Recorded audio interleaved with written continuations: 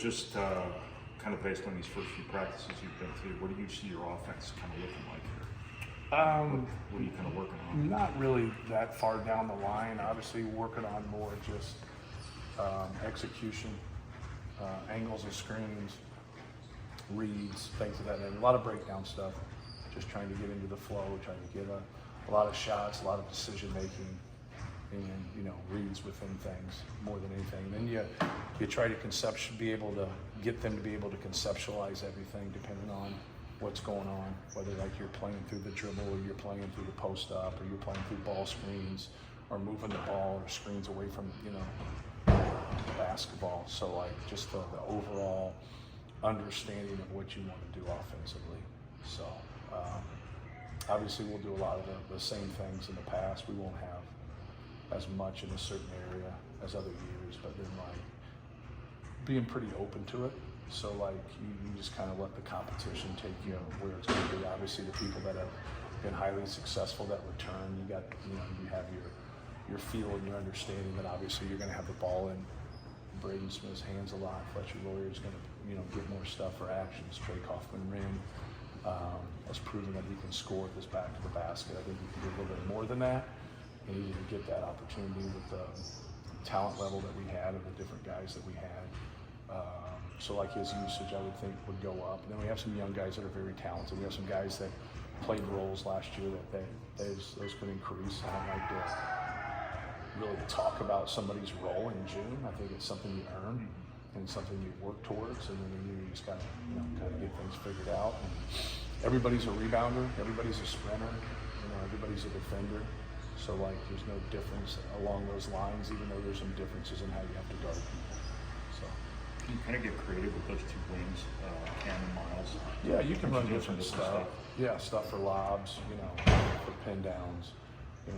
I think their ability to do other things will probably help us more. Just kind of the in-between things of games, sprinting the floor, getting on the offensive glass, getting 50-50 balls, just using what the lower gave you. Like you can't sit there and be long and athletic and not be able to rebound. Like you got to put it to work. And so like those are the type of things, both of those guys can shoot the basketball and make some plays for us offensively, but it's going to be the other things that complete them as a player that's really going to help us. Trey talked last week about having more space to work, which obviously last year with Zach in there, he didn't have as much space. Yeah. Is that maybe more of his game where he's got more room to work and do some things? Yeah, it depends on who he's with too. Like sometimes like not having enough space, but then you don't have the same attention either, right? So the spacing's not as good, but while Zach was on the floor, they really weren't too worried about him, right? And now they'll get more worried about you. So it changes a little bit as they might double a little bit more on you or scrape on the ball side with you. But I think it depends on who he's with. If we ultimately go small and he's our center, then I think he has a lot of space. Like if he's in there and he's with, Wilberg, or he's with Daniel Jacobson, or, one of those bigger centers, like, you're right back into the fold in terms of the way it was before. But yeah, I think, he's got a chance to have an all-conference type season. I think he can really score the basketball, and he just hasn't been as consistent because you don't have as consistent minutes. Obviously, more this past year he started, but you're still not playing through your mistakes, as you would like, as Braden does, or Fletch does, or Zach did, or the guys that play 25 to 35 minutes. I know that you just got here, but how beneficial was that international experience? And you've had guys in the past where he wasn't here, but he's also playing games against high-level competition. Yeah, it's no different than like going to Brewster and starting for Brewster and then playing, one of the best schedules in the country and knowing that you belong. I think that gave him a lot of confidence to go to USA and to compete and play, and then to be their starting center and make the all-tournament team within that. I mean, that just gives you more confidence to know you're one of the best players in the world at your age. And so yeah, we're excited about it. Like it's on the up and up. He's very athletic. He's got a good competitive wire to him. He can really block shots. His offense is really improved. He can make threes. He can score around the basket. Now just learning everything and keep getting stronger and keep getting better and keep working. But no, there's a lot of positives there. last year you talked about sitting in it after the loss. Yeah. Is there a difference in having to deal with success as a coach and a team? Sure. Yeah, no question. But I think it's also like, you get a taste of it and, you're able to win your league back-to-back years. That shouldn't make you not want to, try to win your league 3 years in a row. Like you can't. I always say that if I walk in the locker room and somebody's upset after a win, like you're messed up, I'm not. Like, you have to be able to take a win, even though it might not be perfect, and feel good about it. So when you have success, you also got to be able to keep that edge. I think that's your job as a coach, is to try and do everything in your power to keep them on edge, to keep that carrot in front of them and keep fighting and trying to get better. Because we have a lot of new guys. So, but we also have, in comparison to everybody in college basketball, we have a lot of experience returning too. Like, how can you have both? But in today's landscape, we kind of do have both. So maybe not as much as last year, but still to be able to have as many players that's played as many minutes as we have, like we're different. Like we're a lot different than other people in college basketball. Like nobody's visiting and signing 5 guys and having 6 visits, or signing really it was 6 guys and having 7 visits, and then not taking anybody in the spring.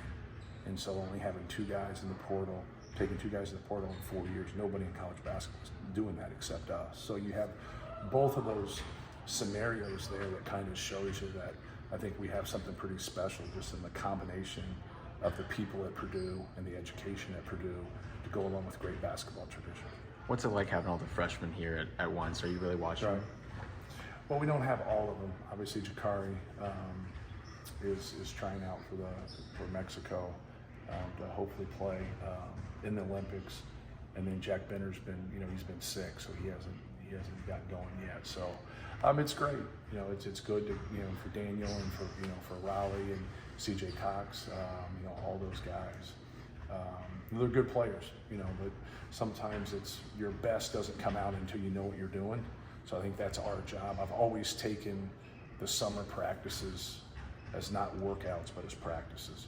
So like they're getting, so they understand our system, they understand what they're supposed to do. And now when you start in the fall, now you just didn't do workouts and then the real practice starts. We've already practiced. So I think that really helps out freshmen because everybody that comes in wants to play. So you got to do everything in your power to give them that chance. And that's what the summer does for them. Obviously that class was supposed to be one bigger though. How disappointed are you in the way that the Kanon Catchings situation finished Oh, up? not at all. Like I want people that want to be here. He asked out of his letter and we granted it. So it's not that big a deal. You coach and you recruit and you go out there and you put your best foot forward. And, if something happened, it would be one thing, but nothing happened.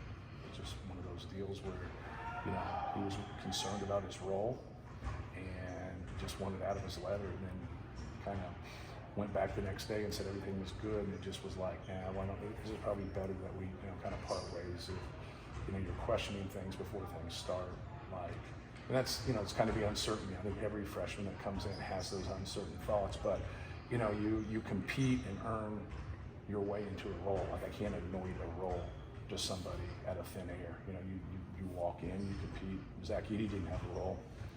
Fletcher Laurie didn't have a role. They came in here and they earned what they got, and that's the way it is. But I think more than anything, it's just the happiness of your players and the happiness of your team.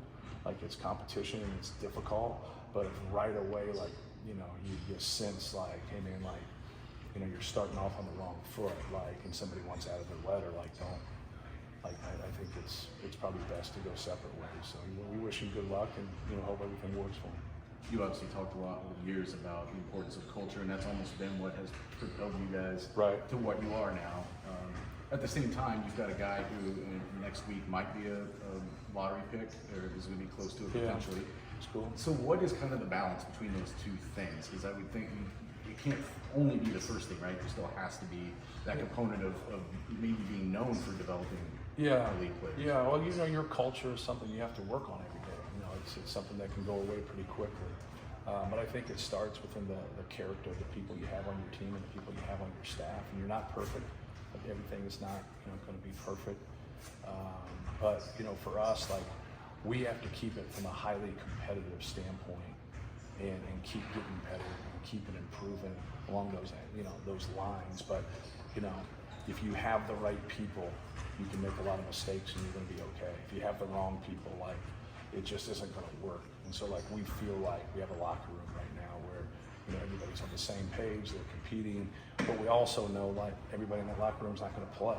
And then when that happens and that crumbles, like, that's where you kind of find out. So don't lose your time right now. Like in June and July and August, don't look at it like, it's just a summer workout. Like, try to get in front of guys, even though they're your teammates and you love them and you got to go to battle with them. You got to get in front of somebody.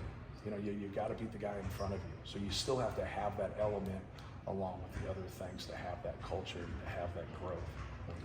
Go ahead.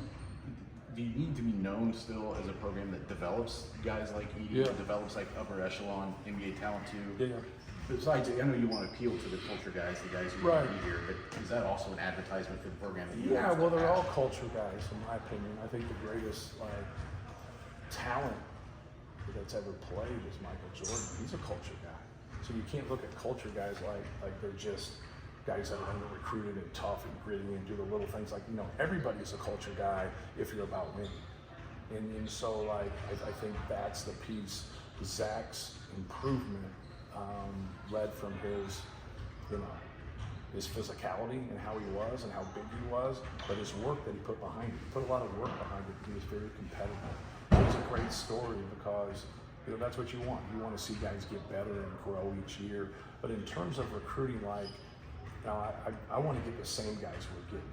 I don't want to get a different guy. And I think sometimes when you start to win more, like, you think, okay, this is really going to propel our recruiting. And so, like, I don't make a big deal on, like, they'll go and rank them. Like, people will say something to me and say, like, hey, I don't really have that high opinion about the people that are ranking them. Like, they've never coached. So, like, the people that know what they're doing, they shop for the groceries and they make the meal. That's what we do as college coaches. Like, you know what I mean? And so, like, these people that are ranking them either are people that never coached, or people that failed at coaching, or people that kind of pseudo do it. And so, like, when they rank you low, like, you want to be mad at them, and they rank you high, you want to be, like, happy about it. And I'm neither. I could care less what they put. Like, I like it. So, like, I think that's the point, is like being able to trust yourself and trust your process, and trust your eyes and what they see, but also go and pay attention to stuff. Like, pay attention to the makeup of people, but also pay attention to the people around them. I think that's an important piece, because I need help working with each one of these guys. If something goes down and there's some trouble, like, I need someone to trust me, to know that we can get together and make decisions to best help that person. Did you do anything in the way you run your program right now together for all the changes coming to college sports here with the revenue sharing and scholarship limits? I'm trying. You got any advice? No, I'm going to that meeting on Monday and Tuesday with the men's basketball oversight committee, so I'll know more kind of at that time. But there's nothing to really do, because you know how it is coming out, but you don't know in what format. You don't know how it splits. And you don't know how they handle high major programs without football. You don't know how they're going to handle gender equity once everything settles, and then and then how do you go about that along with image and likeness still. So there's still some uncertainties there of how things get split up and stuff. 3 guys leave last year who set a standard here for a long time. How do you see your team's personality kind of? Who left? Who we got? Edie, Gillis, Morton. Morton, okay, gotcha. How do you see the team's kind of mentality and personality switch a little bit with the new leadership, new guys coming in? I was thinking, when you said leave, I was thinking change. Oh, sorry, no. Even though 2 of them did at the end. So to kind of clarify that, a lot of people put things out there. So last year in the spring, I got with those guys and just said, whoever had an extra year, like, I'll hold a scholarship for you. But if you don't want me to do that, then I'm going to go use that scholarship. So, but I made him make that decision in late April and May. And then with Ethan, he didn't play as much, so he wants to play. So that makes a whole lot of sense. And then with Mason, like, he's going to go to the G League or go, play overseas. And I just thought financially it made a whole lot of sense for him to get in the portal, just because he's such a great piece of the puzzle. And then, like, he can put himself there where he can make whatever. But, like, that to me, I thought was just a really good decision, like, on his part. Now, ask me the question again. How is the team's personality? You see it transform with, like, Braden and Fletcher taking over now. Yeah. And stuff. Well, they were leaders on the team last year too. Like anytime you have the ball as much as Braden does, you got to be a leader. It's like having a freshman or a sophomore quarterback in football. Like they have to. Like you have the ball so much. And so Braden, I think, has made a lot of strides in those areas, and he needs to keep doing it. I think Fletch has been, a really good leader. But anybody that's been there and played, Caleb First, Trey Kaufman-Renn, anybody that's been there, but anybody who's also going to play a lot, no matter what their year is, man, you gotta do your job. You gotta lead by example, and that's always helpful. You mentioned earlier about not guaranteeing anybody, going back to the Kanon thing, but you've got Will, Caleb, Trey, guys that are going to have an opportunity that they haven't had because of the player you had down there. Right. How much kind of eagerness and excitement is it? Like, okay, now Zach's not here. Let's earn our spot. Let's earn our time. Right, no question. For us, I like it because I think we can play a couple of different ways. Like we can play ultimately big, Trey Kaufman at the 4, we can go smaller and Trey Kaufman's at the 5.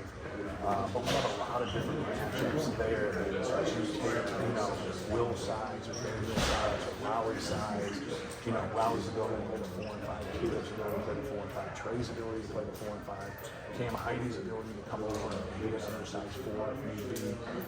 So like that from a skill standpoint probably stretches us out. It gives us a little bit what Mason gave us instead of that stretch 4. So like that's what I'm excited about is those guys have those kind of opportunities, but we also have the opportunity to do some different things. And now when you look at like from Brian Waddell to Jakari Harris to Miles Colvin to Cam, like when you look in there and you're shaping it through Braden and Fletch, and now you put those guys there, like CJ Cox has looked really impressive, out there. You was watching, he can contain the dribble, he can handle the basketball, he can make a pull-up, he can make a 3. Just when I saw him, I was floored that the only of the schools that were on him was the Ivy League. I was floored. And I was seeing somebody else, and I just was like, man, my attention went that way. You got a high-level kid, you got a high-level student, you got a high-level player. And then, just to be able to recruit somebody for 2 months and get them is a beautiful thing, right? So, we got to recruit guys for 2 years, but in the portal, you recruit guys for, 2 days. It's, so for us, like, we build those relationships and we do those things. So that piece of it right there, just there's a lot of different ways that we can go. I think we got everybody in our program right now looking to play. That's a big statement for 13 people, right? You're like, but it's also a great problem. I think it's really bodes well for our staff and the job that we've done evaluating players and signing players. It was reported that there were 2 different proposals given to the commissioners about tournament expansion. Any thoughts on NCAA tournament expansion? I think if it happens, I really don't have too much thought. My knee-jerk reaction is don't mess with something that's been pretty special, right? But if it does go up and there's more teams, I don't think it's going to be that much more. I think it's going to be like 8 more teams or 4 more teams or whatever. But to get more people in there, as long as it doesn't mess with the kind of the structure and the beauty of everything. Like obviously we've had some really tough losses, but that's the NCAA tournament. Like that's part of it. You gotta play better. You gotta be able to do it. But that's the magic of it. And I don't like mid-major teams that win their league and don't win their tournament and they don't get in. I'm not saying that both of them should get in, but I like the league winner winning. I like him getting in the NCAA tournament. You're getting a better team in there. He's proven over 18 games who they are. And so it's like, what do I know? In terms of leadership temperament, Braden is a lot different than Zach was. Yeah. Which style do you prefer? Or is there I don't really prefer a style over just like, I think you have to be yourself more than anything. Just be yourself. And most people are going to say the right things, but you got to be able to do them too, right? And some people don't even say them. As long as you do them, like you're going to be okay because that's just leading by example. But no, he's okay. Like he's a little. No, he says what he has to say. I don't know if you've ever met him. So thanks, guys.